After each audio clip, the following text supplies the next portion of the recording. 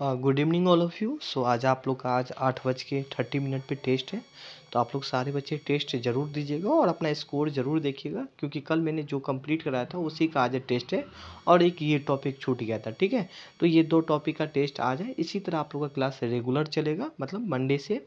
और आप लोग 9 बजे से अपना जो भी पेमेंट है आप पेमेंट कर सकते हैं। ठीक है, मैं टेस्ट के कारण से ही पेमेंट नहीं ले रहा था। आप लोग का जो आगे से जो नेक्स्ट क्लास होगा आप लोग को एक वीडियो प्रोवाइड होगा ना, और वही इस वीडियो का टेस्ट होगा रेगुलर। ठीक है, मंडे से हर दिन होगा और 1 साल तक चलेगा। अब 1 साल में 4 मंथ में ही कंप्लीट कराने की कोशिश करूँगा, बट टेस्ट आप लोग का 1 साल तक होगा। एग्ज़ाम जब होगा तो क्वेश्चन का जो है 20 की जगह 50 या 100 क्वेश्चन भी हो सकता है। देखते हैं आगे की ओर एंड देखते हैं गैस, क्योंकि जब भी हम बात करेंगे हिस्ट्री का, तो हिस्ट्री में लिखा तो बहुत कुछ होता है, बस बेसिकली यहाँ पे हम देखेंगे वाले फैक्ट और ओनली फॉर एग्ज़ाम के लिए। ठीक है, और यहाँ पे हम बता दें, आज तो गैस स्टोरी के रूप में बहुत कुछ लिखा गया है, बट जो नेक्स्ट क्लास आएगा सिर्फ फैक्ट लिखा होगा। ठीक है, ताकि आपको सिर्फ याद करना है इतना, किसी भी तरीक़ा से।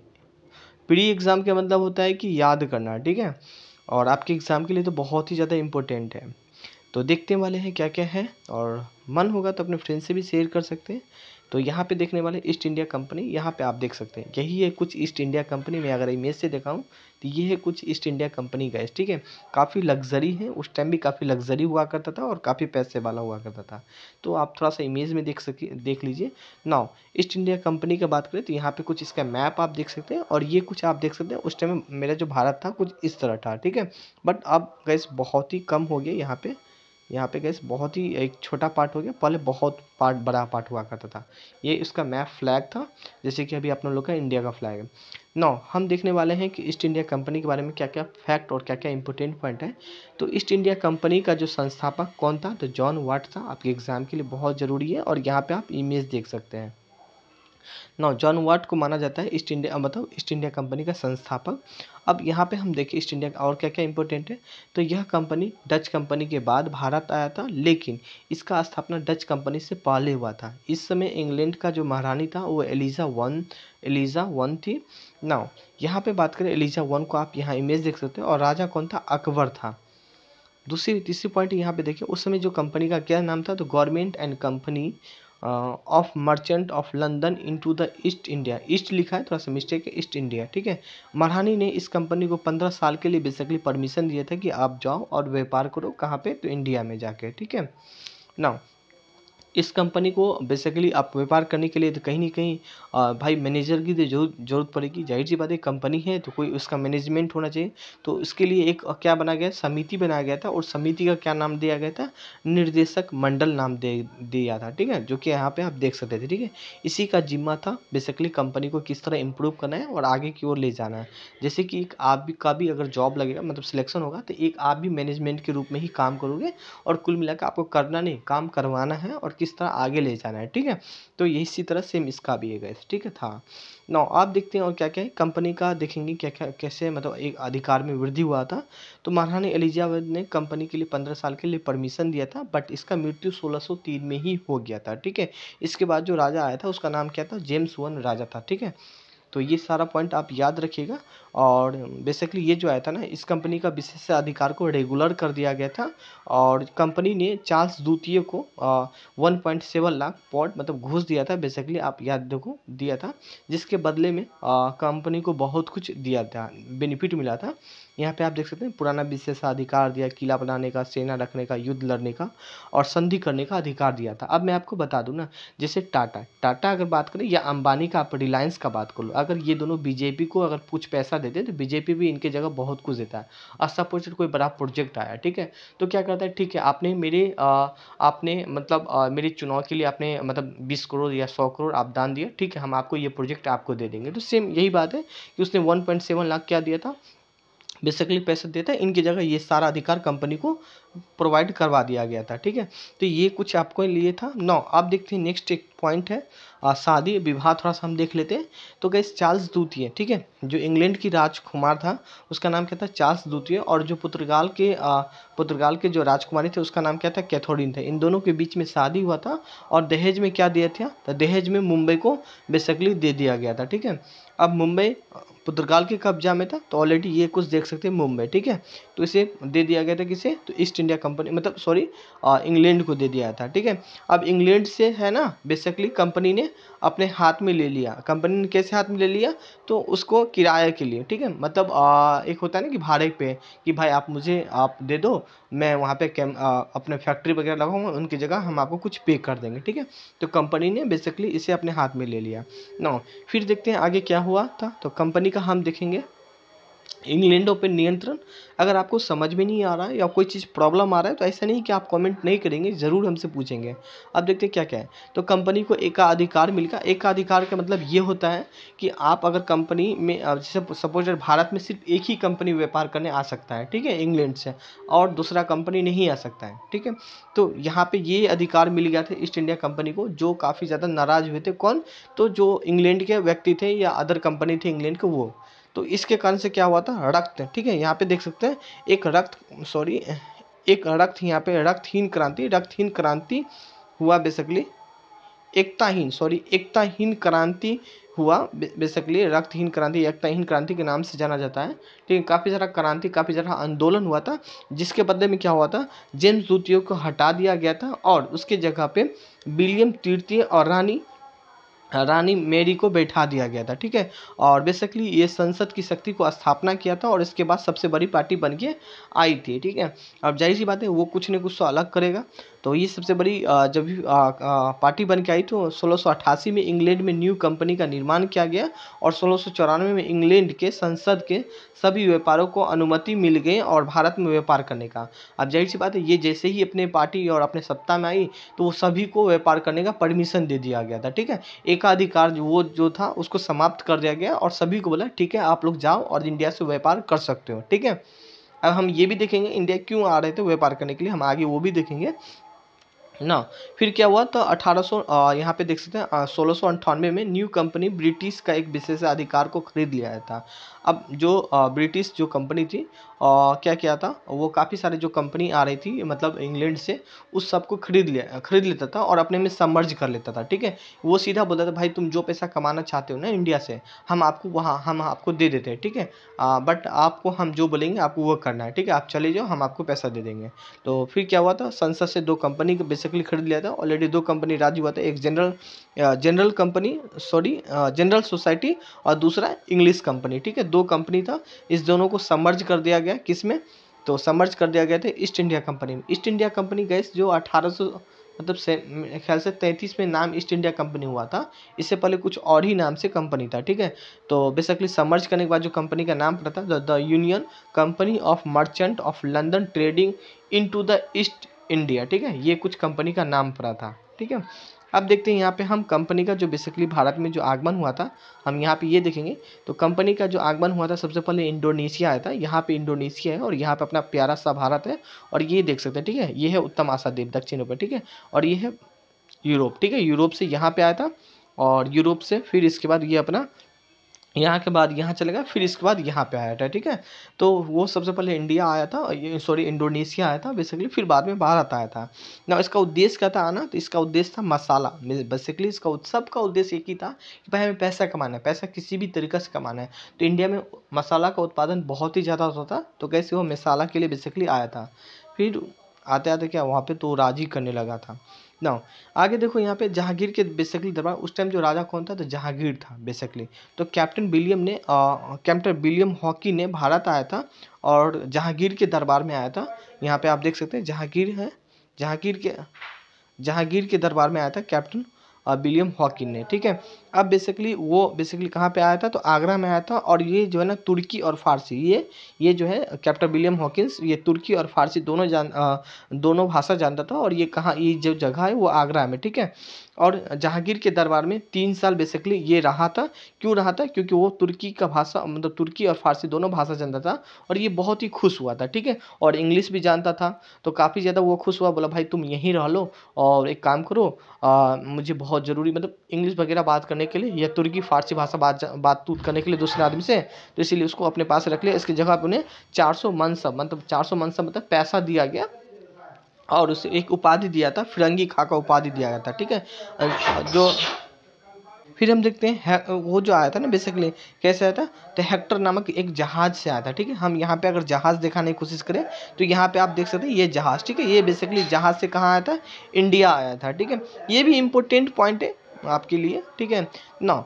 ये समुद्र के रास्ते से बेसिकली आने वाला पहला अंग्रेज था और इसने इंग्लैंड के राजा जेम्स वन का पत्र लेके बेसिकली अकबर के दरबार में आया था, बट अकबर का उस समय मृत्यु हो चुका था और बेसिकली इसके जगह उसके बाद कौन था? जहांगीर बेसिकली शासन कर रहा था, ठीक है।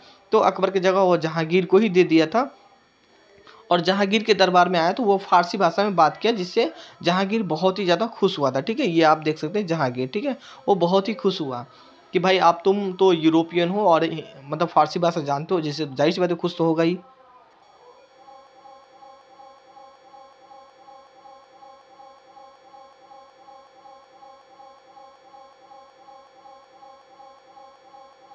क्या हुआ था? फैक्ट्री लगाने का परमिशन दे दिया गया था, बट किसी कारण वजह से वहाँ पे क्या हुआ था, वापस ले लिया गया था। मतलब कोई मतलब बहुत ज़्यादा हम डिटेल नहीं देखेंगे, आप समझ जाओ कि किसी कारण वजह से इसे वापस ले लिया गया था, तो वहाँ फैक्ट्री नहीं लग पाया था, ठीक है। और जॉन मिलिट फिर कौन आता है? जॉन मिल्टन आता है, जो पुर्तगाल के एक जहाज़ों को पराजित कर देता है और जहांगीर को सौंप देता है, जिससे जहांगीर बहुत ही ज़्यादा खुश होता है क्योंकि पुर्तगाल उस टाइम बहुत ही ज़्यादा गैस मतलब शैतानी कर रहा था, वो हमेशा कब्जा कर रहा था, ठीक है। और जैसे ही आया इंग्लैंड से तो उसका जहाज़ों को कब्जा कर लिया, मतलब पुर्तगाल के जहाज़ों को कब्जा करके किसे दे दिया? जहांगीर को दे दिया, ठीक है। वो बहुत ही ज़्यादा खुश हो गया। फिर जहांगीर ने इसकी जगह पे क्या बोल दिया कि ठीक है आप जाओ और मुस्लिम विरुपट्टनम आंध्र प्रदेश में अपना फैक्ट्री लगा सकते हो, ठीक है। तो फिर उसने अपना फैक्ट्री कहाँ पे लगाया था? तो मुस्लिमपुर मतलब जो कि कहाँ कहाँ पे हुआ? आंध्र प्रदेश में। कब लगाया था? तो 1611 में लगाया था। काफ़ी इंपॉर्टेंट है, तो इस बात को याद रखिएगा, ठीक है। तो ये एक अस्थाई फैक्ट्री था, ये एक अस्थाई फैक्ट्री था, ठीक है। तो इस चीज़ को आप लोग याद रखिए, ठीक है। और फिर यहाँ पे आप देख सकते हैं 1626 में दक्षिण भारत में दूसरी कोठी अमरगांव में खोला था। बस इतना ही पॉइंट आप याद रखो। हाँ, इसके बाद एक पॉइंट आपको और याद रखना है, 1632 में गोलकुंडा के जो राजा था, अब ये जो है ना अंग्रेज सबको अच्छा लगता था गैस पहले, ठीक है। बहुत सारा राजाओं को अच्छा लगता था। क्यों अच्छा लगता था? क्योंकि वो पुर्तगाल के साथ हमेशा फाइट करता था और पुर्तगाल को हमेशा हराता था, जिससे बहुत ही राजा खुश होते थे, आप समझ लो इस तरह, ठीक है। तो गोलकुंडा के जो राजा थे कि एक सुनहरा अवसर प्राप्त हुआ था और 1500 पगोडे के बदले में पूरे गोलकुंडा पर व्यापार मुक्त कर दिया गया था, ठीक है। और 1639 में अंग्रेजों ने चंद्रगिरी के राजा और मद्रास को पट्टे पर बेसिकली ले लिया गया था और वहाँ पे किला बेसिकली किला कोठी का निर्माण कराया था, जिसका नाम क्या था? द सेंट फोर्ट जॉर्ज था, ठीक है। याद रखिएगा, बहुत ज़्यादा इंपॉर्टेंट है, टेस्ट में भी आपको ये क्वेश्चन मिल सकता है। भले आज के टेस्ट में नहीं मिलेगा, बट आने वाला कई सारा टेस्ट है, ठीक है। 300 आप मतलब मेरे 1 साल हो मेरे साथ और 1 साल में कितना टेस्ट लूँगा आप भी समझ जाओ, थक जाओगे आप, ठीक है। बट हाँ, आप रेगुलर दोगे तो सारा आपका क्वेश्चन तक याद हो जाएगा और मैं गारंटी लेता हूँ ना कि अगर आप रेगुलर है ना, तो ऐसा कोई से एग्ज़ाम मतलब आप दोगे बीपीएससी लेवल का तो नहीं निकले, ऐसा हो ही नहीं सकता है गाइस, ठीक है। करेंट अफेयर 100% आपका कंप्लीट हो जाएगा, सबसे पहली बात तो ये है। फिर इनके अलावा जीके और जीएस, ठीक है। नाउ गैस यहाँ पे आप देखिए पॉल केनिन के बारे में हम थोड़ा सा देख लें। तो पॉल केनिन देखो, यह जहांगीर के दरबार में 1612 में आया था और जेम्स वन का पद लेके आया था, परंतु ज़्यादा सफलता नहीं मिला। थोड़ा सा आप याद रखो पॉल केनिन के बारे में। इमेज देखना चाहते हो तो ये देखो, अच्छा इसका इमेज है नहीं, विलियम्स एडवर्ड्स का है। ये भी जहांगीर के दरबार आए थे पत्र लेके, बेसिकली उन्हें भी सफलता नहीं मिला, फिर वो चले गए थे। ये कुछ देख सकते हैं। सर टॉम्स रो देखो, थोड़ा सा इंपॉर्टेंट है, सम टॉम्स रो, ये भी जहांगीर के दरबार में आए थे, बेसिकली पत्र लेके आए थे और बेसिकली इन्हें क्या होते थे गैस, परमिशन दे दिया गया था 3 साल के लिए व्यापार करने के लिए, ठीक है। नाउ अब हम थोड़ा सा एक चीज़ और देखते हैं। ईस्ट इंडिया कंपनी का भारत में पहला फैक्ट्री जो कि सूरत में लगा था, जो कि एक अस्थायी था, सॉरी अस्थायी होगा यहाँ पे। तो ये कुछ देख सकते हैं यहाँ पे, मुस्लिमपुरपट्टनम आंध्र प्रदेश 1611 में, जो कि एक अस्थायी फैक्ट्री था, ठीक है। तो यहाँ पे आप देख सकते हैं। बाकी और सारा भी फैक्ट्री है, जब हम बिहार पढ़ेंगे तो वहाँ बिहार भी मिल जाएगा। बंगाल में ईस्ट इंडिया कंपनी हम बेसिकली यहाँ पे देखने वाले हैं। तो अंग्रेज के व्यापार को छूट के लिए शाह शुजा के समय में मिल गया और 1651 में मिला था। यहाँ पे हम यहाँ पे देखते हैं क्या क्या पार्ट इम्पोर्टेंट है।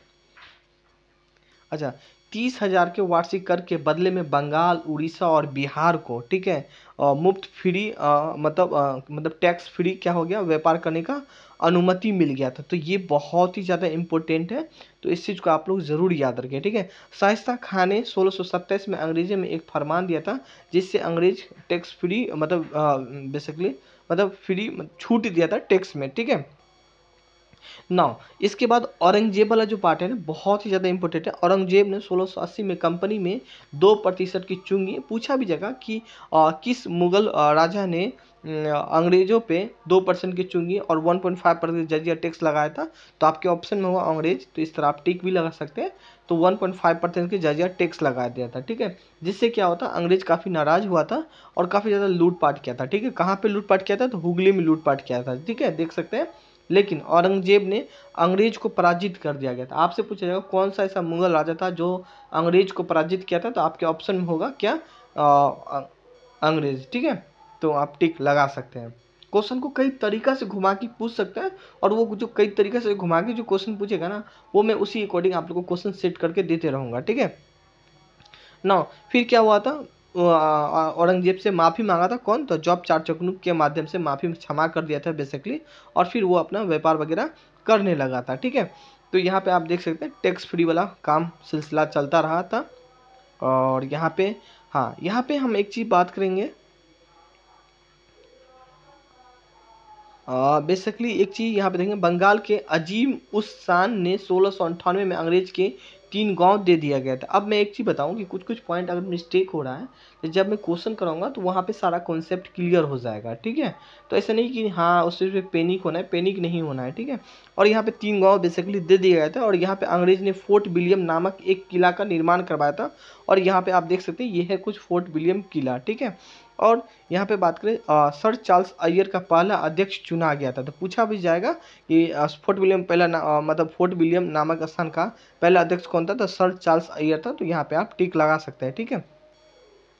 नाउ और अंग्रेज की जो राजधानी है, ये हम पॉइंट इंपोर्टेंट नहीं है, बस आप यहाँ पे देख सो राजधानी डेट यहाँ पे नहीं पूछा है। फारूक शेर के पूछते हैं, एक शाही फरमान दिया था। शाही फरमान में क्या था कि 30,000 के बदले में बंगाल में आप फ्री मतलब मुक्त फ्री व्यापार करो, और 10,000 के बदले में बेसिकली 10,000 के बदले में सॉरी 3,000 के बदले में बंगाल में मुक्त फ्री व्यापार का परमिशन मिल गया था फरूख सेठ से। और 10,000 के बदले में टैक्स मुक्त व्यापार, शायद ये गुजरात मेरे ख्याल से, मुझे एग्जैक्ट याद नहीं आ रहा है, बट कोई नहीं, कल का क्लास में मैं बता दूंगा जब नेक्स्ट क्लास होगा, या टेस्ट में आप लोग का ऑलरेडी कॉन्सेप्ट क्लियर ही हो जाएगा, ठीक है। कुछ भी दिक्कत होगा गाइस डोंट वरी, मैं हूँ हमेशा डिस्कस के लिए, ठीक है। बट डिस्कस के लिए आप सिर्फ क्वेश्चन जो भी है आपका वॉइस मैसेज, या आप जो भी है जिस तरह तरह आप मैसेज आपको देना होगा, तो आप मुझे पेड वाला ग्रुप में आप हमसे शेयर कर सकते हैं, या पर्सनली भी आप मुझे भेज सकते हैं, ठीक है। कंपनी का सिक्का का जो कंपनी का सिक्का का बेसिकली बनाने का अधिकार दे दिया गया था, जो कि पूरे मुगल राज में चलेगा, ठीक है ना। अगला हम देखिए, औरंगजेब को 38 गाँव भी दे दिया गया था। तो ये सारा कुछ पॉइंट था गाइस, ठीक है। और यहाँ पे कुछ गैस इसके बाद हम बस कुछ इतना ही था। और ईस्ट इंडिया कंपनी ने बंगाल में 1717 तक शासन शुरू किया और 1947 तक शासन करता रहा, ठीक है। अब यहाँ पे पलासी युद्ध हुआ था, बक्सर युद्ध हुआ था, तो ये सारा हम बाद में देखेंगे। फिर आती है डेनिश कंपनी, और इसके बाद आती है फ्रांसीसी कंपनी, ठीक है। तो कुछ ईस्ट इंडिया कंपनी ही बहुत ज़्यादा इंपॉर्टेंट था। बाकी यहाँ पे आप देख सकते हैं डेनिश का राजधानी कोपेनहेगन था बेसिकली। ये बेसिकली डेनिश कंपनी कहाँ का था, तो डेनमार्क का था।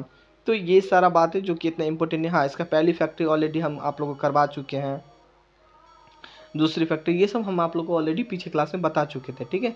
सो आज के लिए बस thank you and have a nice day guys. और मन होगा तो अपने फ्रेंड से शेयर भी करना, और कैसा लगा आप लोग एक लाइक करके ज़रूर बताइएगा, ठीक है। कुछ पूछना है तो कमेंट करके पूछ सकते हैं। Bye bye, have a nice day.